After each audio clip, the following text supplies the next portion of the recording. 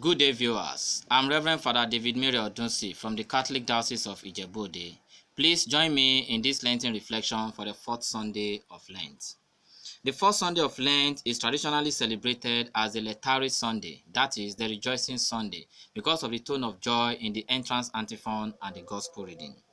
Today's liturgy glows with the parable of the prodigal son, which gathers in itself the content of the Passover feasting in the first reading as the Israelites enter the promised land, and the reconciliation motif in the second reading as we are called to be ministers of reconciliation ourselves.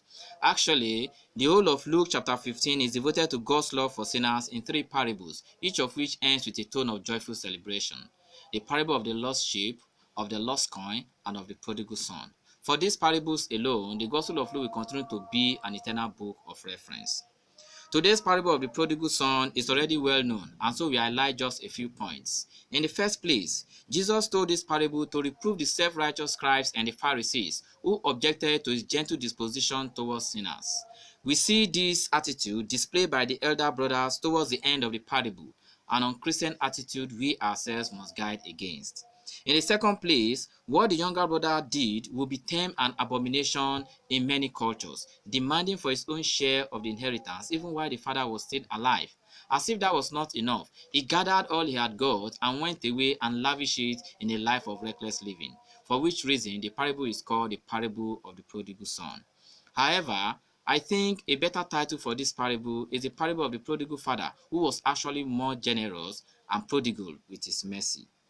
Not only did he forgive the son and receive him back as a son and not as a servant, as the son himself would have gladly accepted, he gave him unconditional mercy and forgiveness, and he even killed the fattest lamb to celebrate his return. What a prodigal manner of dispensing mercy.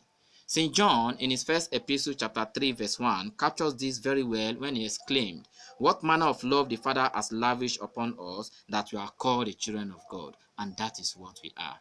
Dear friends in Christ, this gospel reading challenges us in three ways. Morally, we are called to be more generous with our mercy, especially in forgiving those who really hurt us. Socially, we are called to be ministers of reconciliation and peacemakers in a broken world. And sacramentally, we are called to swallow our pride and embrace God in the sacrament of reconciliation, where his mercy awaits us unconditionally. We pray that we will not be seduced by the attraction of sin, but rather be upheld by the mercy of God perpetually. God bless you.